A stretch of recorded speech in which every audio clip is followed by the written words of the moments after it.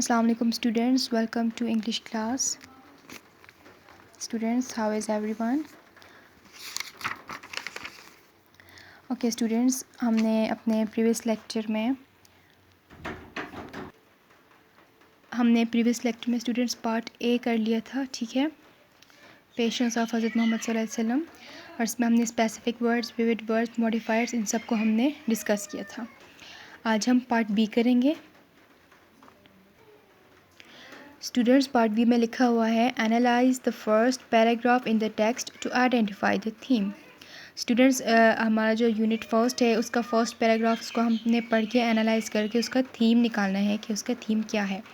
Theme, वहाँ पर जाने से पहले हम पढ़ेंगे कि थीम क्या होता है। Theme is defined as a main idea और an underlying meaning of a literary work which may be stated directly और इनडायरेक्टली।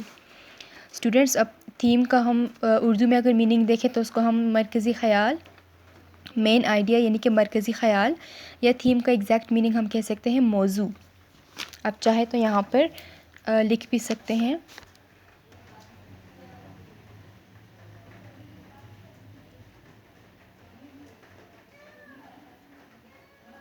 मौजू, थीम का एग्जैक्ट मीनिंग होता है मौजू, यानी कि जो हम कोई स्टोरी, कोई ऐसे, कोई यूनिट, कोई लेसन या कोई पैराग्राफ हम पढ़ रहे हैं तो उसका थीम क्या है, उसका मौजू क्या है, ठीक है। यानी कि उस पैराग्राफ या उस स्टोरी या उस लेसन में हमारे पास किस पॉइंट को खोल कर एक्सप्लेन करके बताया जा रहा है, वो पॉइंट क्या है, ठीक है, उस पॉइंट को हमने ढूंढना है। Theme is defined as a main idea. Theme को हम एक मेन आइडिया भी कह सकते हैं, या ये एक अंडरलाइंग मीनिंग होता है किसी भी लिटरेरी वर्क का, विच में भी, यानी कि कोई भी हमारे पास स्टोरी हो गई, कोई लेसन हो गया, कोई यूनिट हो गया, ठीक है, उसका अंडरलाइंग मीनिंग का मतलब ये है कि उसका जो ढका छुपा हुआ मीनिंग होता है उसको हमने बाहर निकालना है। अब यहाँ पर एग्जांपल आप देख सकते हैं, अगर हमारा टॉपिक है फ्रेंडशिप, ठीक है, तो उसका थीम होगा friends help each other to grow, यानी कि friends, a friend in need is a friend indeed, ठीक है, ये सब। या अगर हमारे पास लेकिन ये तो टॉपिक का हमने थीम निकाली, लेकिन अगर कोई पैराग्राफ हो तो उसका हमने एक वर्ड में थीम निकालना है, या उसके बारे में हम तकरीबन 2 से 3 लाइंस हम लिख लेंगे उसका थीम निकालने के लिए, ठीक है। तो इसी तरह हमारा जो पैराग्राफ है, फर्स्ट पैराग्राफ, ये हमने रीड किया था, मैं दोबारा आपके लिए रीड कर लेती हूँ। By tolerance, we mean a fair and objective attitude towards those whose lifestyle differs from ours. Tolerance is a virtue which enables a person to forbear the attitude, negative remark, action with patience and calmness. The life of Hazrat Muhammad Sallam is a superb example of tolerance. It is his tolerance that let him forgive his worst enemies.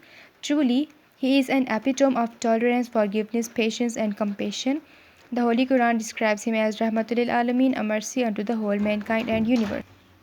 अब tolerance के exact meaning है कि हम एक इंसान जो है अपना नेगेटिव रिमार्क्स और नेगेटिव एक्शन को फॉरबियर करता है, रोक के रखता है पेशेंस और कामनेस के साथ, ठीक है। क्यों रोक के रखता है? ताकि उसका किसी के साथ कोई कॉन्फ्लिक्ट ना हो जाए, ठीक है। अगर हम बर्दाश्त नहीं कर सकेंगे, टॉलरेट नहीं कर सकेंगे किसी और का गलत रवैया, हार्श बिहेवियर अगर हम टॉलरेट नहीं कर सकेंगे तो ऑब्वियसली हमारे इनके साथ कॉन्फ्लिक्ट ही हो जाना है, झगड़ा खड़ा हो जाना है, ठीक है। तो उस झगड़े को ख़त्म करने के लिए, पीस के लिए, अमन और सुकून के लिए हमने क्या करना है, अपने हार्श बिहेवियर को, नेगेटिव रिमार्क्स और एक्शंस को हमने टॉलरेट करना है, फॉरबियर करना है, बर्दाश्त करना है, ठीक है। इसका मैं जो आपको थीम है वो बता देती हूँ कि इसका थीम है टॉलरेंस, ठीक है, टॉलरेंस है। लेकिन आपने ऐसा करना है कि अपनी वर्डिंग में तकरीबन 3 से 4 लाइनों तक एक छोटा सा पैराग्राफ बना दें टॉलरेंस के बारे में। इस पैराग्राफ को आप ख़ुद भी रीड कर लें, ठीक है, लेकिन याद रखिए इसका थीम आपने ख़ुद बनाना है, 3 to 4 लाइन्स का हो, ज़्यादा लंबा ना हो, ठीक है। और थीम बनाने के लिए ये नहीं कि आपने इसी में से कुछ लाइंस उठाकर आपने थीम में लिख देना है, इसी में से लाइनें नहीं उठानी, बल्कि इसको समझना है। और जो चीज़ आपको समझ आ गई, जैसे अभी मैंने आपको बताया कि टॉलरेट हमें इसलिए करना चाहिए, टॉलरेंस हमारे अंदर इसलिए होना चाहिए ताकि हम लड़ाई झगड़ा ख़त्म करने के लिए हम टॉलरेट करें, अपने दूसरों के हार्श बिहेवियर को बर्दाश्त करने के लिए हमें टॉलरेट करना चाहिए। Tolerance is very important for peace in our lives, ठीक है, ये चीज़ हमारे पास इसका थीम होता है। अब आपने इसको अपनी वर्डिंग में लिखना है, 2 to 3 लाइन्स भी हो, 3 to 4 लाइन्स भी हो तो इट्स ओके। लेकिन याद रखिए थीम के लिए ये नहीं कि आपने इसी के वर्डिंग इसी पैराग्राफ में से कोई लाइन उठाकर नहीं लिखना, अपनी वर्डिंग में लिखना है, ठीक है। ये आपकी असाइनमेंट है। आपने उस असाइनमेंट को अपनी रफ नोटबुक पे लिखना है, फिर मुझे आपने वो इनबॉक्स करना है, उसके बाद मैं आपको बताऊँगी। ओके स्टूडेंट्स, यहाँ पर एक और असाइनमेंट मैं आपको दे रही हूँ, आपकी बुक से ही रिलेटेड है। आपने टाइप्स ऑफ नाउन और उसकी एग्ज़ाम्पल्स को आपने की एक असाइनमेंट बनानी है असाइनमेंट पेजेस पर, ठीक है। ये आपका पेज नंबर 9 हो गया, पेज नंबर 10 हो गया, ठीक है। इस पे इसी चीज़ को डिस्कस किया गया है, टाइप्स ऑफ नाउन को, concrete noun, abstract noun, countable, uncountable और कलेक्टिव नाउन को डिस्कस किया हुआ है, ठीक है। ये आप देख लें, ये 6 टाइप्स ऑफ नाउन है, common noun, proper noun, concrete, abstract, countable and uncountable. आपने इसकी एक छोटी सी असाइनमेंट बनानी है। असाइनमेंट में आपने जस्ट इनकी डेफिनेशंस और इनकी एग्जांपल्स लिखनी है। 5 to 6 एग्जांपल्स एटलीस्ट होनी चाहिए फॉर ईच टाइप। ओके, आपने इस असाइनमेंट को या तो रफ नोटबुक पे नीट करके बनानी है या फिर असाइनमेंट पेजेस पे बना दें, लेकिन आपने मुझे नेक्स्ट क्लास में इसको सेंड करना है, इनबॉक्स करना है, ठीक है। ओके स्टूडेंट्स, यहाँ तक आज के लिए काफ़ी है। अगर आपको इस वाले काम की अगर आपको पिक्चर चाहिए यहाँ से यहाँ तक की, तो मैं आपको सेंड कर दूँगी। Thank you.